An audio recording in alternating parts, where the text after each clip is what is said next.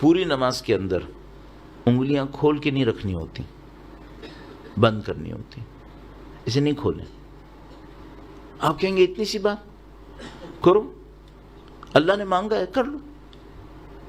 جب آپ کھڑے ہوں مرد کے لیے ہاتھوں کو زانوں کے اوپر رکھنا ہے، سائڈ میں نہیں رکھنا ہے، سامنے رکھنا ہے، سامنے رکھو۔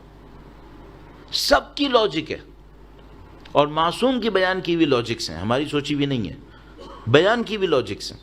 ہاتھ سامنے ہونے چاہیے، سائڈ میں نہیں ہونے چاہیے۔ مثال کے طور پر جب رکوع کریں تو انہوں نے کہا ہے کہ ہاتھوں کو صرف رکوع میں ایک جگہ ہے جہاں پہ انگلیاں کھلتی ہیں، باقی سب جگہ پہ انگلیاں بند رہتی ہیں۔ رکوع میں صرف ایک جگہ پہ انگلی کھلتی ہے، انگلیاں کھولیں، تھوڑا سا جو اپنے نیز ہیں اس کو پش کریں پیچھے کی طرف، کمر اسٹریٹ ہونی چاہیے، گردن بھی سیدھی ہو، جھکی بھی نہیں ہو، اسٹریٹ رکھیں۔ کانسیپٹ کیا ہے؟ کانسیپٹ یہ ہے کہ خدا میں تیرے راستے میں گردن کٹوانے کو تیار ہوں، لاجک ہے۔ یہ اپیرنس خدا نے مانگی ہے، ایسے کرو۔ سجدے اب مثلا کھڑے ہونے میں بہت بڑی، میں بعض اوقات سوچتا ہوں کہ اگر ہم چھوٹی چھوٹی چیزوں کو امپروو کر لیں، خدا نے اس اپیرنس کو مانگا ہے نا، تو کوئی لاجک ہے اس کے پیچھے۔ مثلا جب آپ کھڑے ہوں تو آپ کے پاؤں، دونوں پاؤں قبلے کی طرف ہونے چاہیے، ٹیڑھے نہیں ہونے چاہیے۔ کوئی کہے کہ حرام ہے، حرام نہیں ہے، مستحب ہے، اس سے نماز امپروو ہوگی۔ اور نماز امپروو ہوگی تو یہ سمجھ لو آپ نے سب کچھ ٹریگر کر دیا، بہتر ہوتا چلا جائے گا۔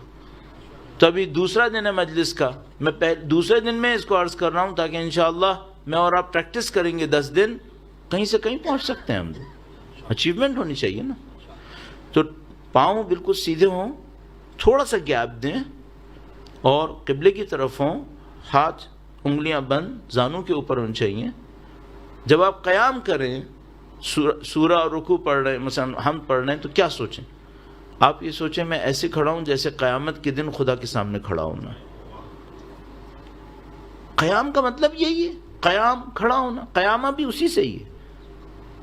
پھر آپ رکوع کریں، کیا سوچیں؟ کانسیپٹ یہ ہے کہ رکوع کرتے وقت سوچو کہ میں اللہ کی راہ میں گردن کٹوانے کو تیار ہوں۔ سجدہ کریں، سجدہ کرنے جائیں، ہاتھوں کو یوں سیدھا رکھیں قبلے کی طرف، انگلیاں بند، ہاتھ قبلے کی طرف۔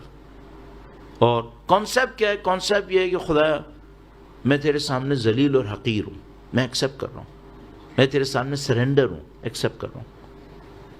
اس فزیکل سرنڈر کے بدلے میں خدا سے مانگے، خدا مجھے اسپریچولی بھی سرنڈر کروا دے، میں تیرے لیے سوچنا شروع کروں۔ بیٹھیں گے دوسرے سجدے سے پہلے، پھر دوبارہ سجدے میں جائیں گے۔ روایت نے بہت خوبصورت بیان کیا، میں جب بتاتا ہوں میں لطف لیتا ہوں اس کا، اور کئی دفعہ بتا چکا ہوں، اور آپ نے ظاہر 10 جگہ اور بھی سنا ہو شاید۔ دوسرے سجدے کو کہتے ہیں، یہ جو پہلا سجدہ ہے یہ ہماری کریشن کی طرح ہے، جیسے خدا نے ہمیں پیدا کیا۔ تو جو دوسرا سجدہ ہے یہ کہتے ہیں یہ ڈیتھ ہے، موت۔ دوسرا سجدہ کرنے کا ہے تو یہ دوسرا سجدہ میری اور آپ کی موت کی طرح ہے۔ اور اس سجدے کے اندر اپنی موت کو یاد کرے انسان، خدا مجھے اچھی موت چاہیے۔ اور اس دوسرے سجدے کے بعد اگر دوسری رکعت ہوئی یا آخری رکعت ہوئی تو آپ نے تشہد پڑھنا ہے۔ کیسے تشہد پڑھیں؟ یہ سوچ کے پڑھیں کہ خدایا اس گواہی کو قیامت کے دن مجھ سے قبول کر لے۔ تو اگر کسی کا تشہد خراب ہوا تو قیامت کے دن شاید اس کی گواہی بھی صحیح نہیں ہوگی۔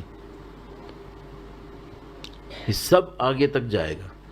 اور مثال کے طور پر بہت خوبصورت ایک جملہ روایت کے اندر آیا، فرمایا یہ جو پہلا سجدہ ہے یہ کریشن ہے، یہ جو دوسرا سجدہ ہے یہ ڈیتھ ہے، یہ جو ان بٹوین دو سجدہ آپ بیٹھے یہ کیا ہے؟ کہا یہ دنیا کی زندگی ہے، اس کے لیے کہتے ہیں استغفر اللہ ربی واتوب الیہ۔